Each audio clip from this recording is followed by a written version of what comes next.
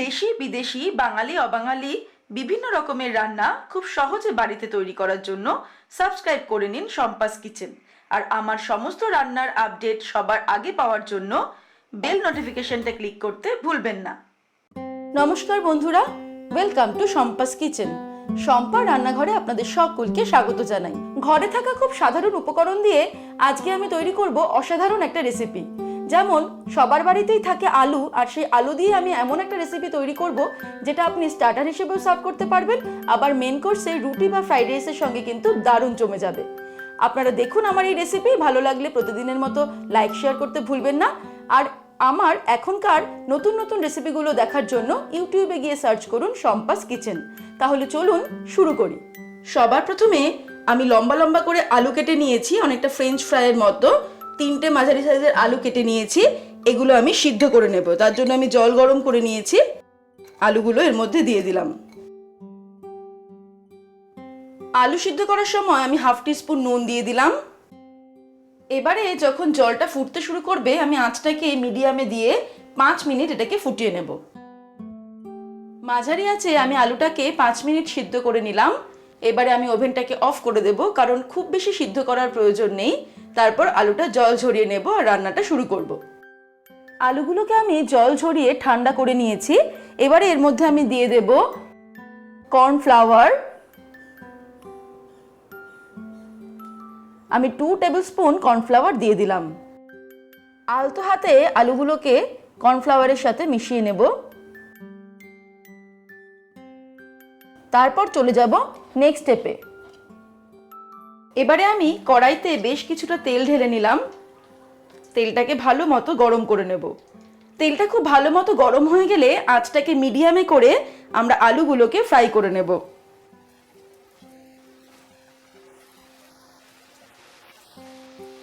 মাঝারি আঁচে আলুগুলোকে ক্রিস্পি হওয়া পর্যন্ত আর গোল্ডেন ব্রাউন হওয়া পর্যন্ত ফ্রাই করে নেব।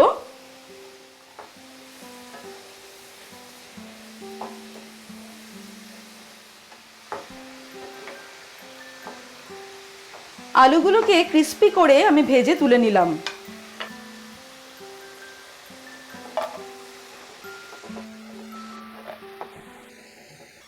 এই রকম অবস্থাতে একটু চাট মশলা ছড়িয়ে কিন্তু এই আলুগুলো খেতে চমৎকার। আর আমরা যখন এগুলো দিয়ে চিলি পটেটো তৈরি করব, সেটা কিন্তু আরো খেতে ভালো হবে।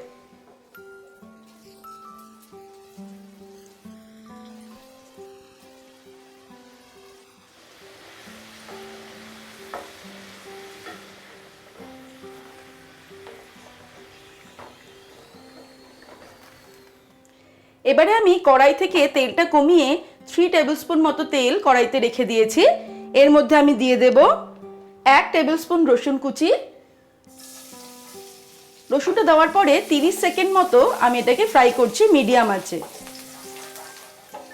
রসুনটা ফ্রাই করা হয়ে গেলে আমি এর মধ্যে দিয়ে দেব পেঁয়াজ। আমি চৌকো চৌকো করে 2টো মাঝারি সাইজের পেঁয়াজ কেটে রেখেছি, পেঁয়াজটা দিয়ে দিলাম। পেঁয়াজটা দেওয়ার পরে আমি 1 মিনিট এটাকে ফ্রাই করে নেব মিডিয়াম আঁচে।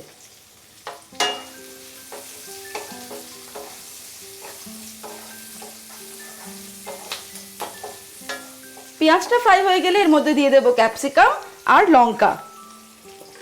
ক্যাপসিকাম আমি একটা ছোট সাইজের দিয়ে দিয়েছি, টুকরো টুকরো করে কেটে নিয়েছি চৌকো চৌকো করে।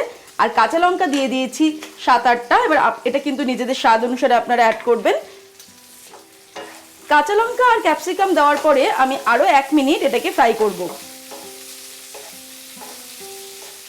ক্যাপসিকাম আর কাঁচা লঙ্কা ফ্রাই করা হয়ে গেলে এর মধ্যে আমি দিয়ে দেব 1 টেবিল স্পুন পরিমাণ সয়া সস।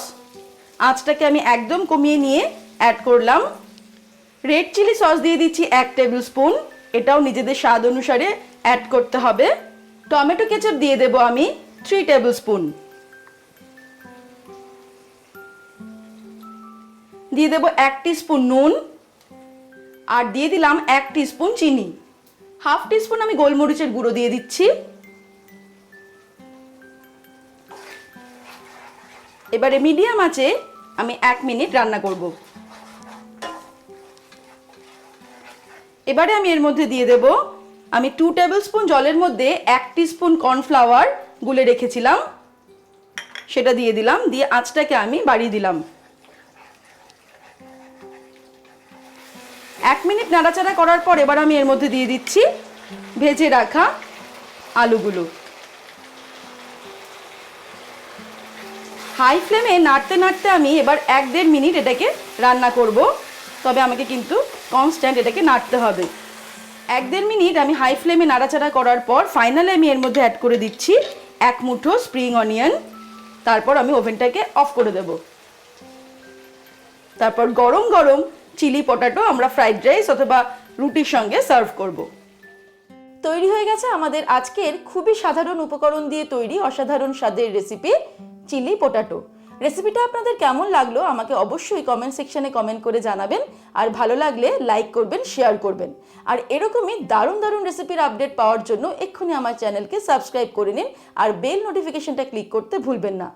ভালো থাকবেন, সুস্থ থাকবেন। আমি আবার হাজির হব নতুন নতুন রেসিপির সঙ্গে। নমস্কার।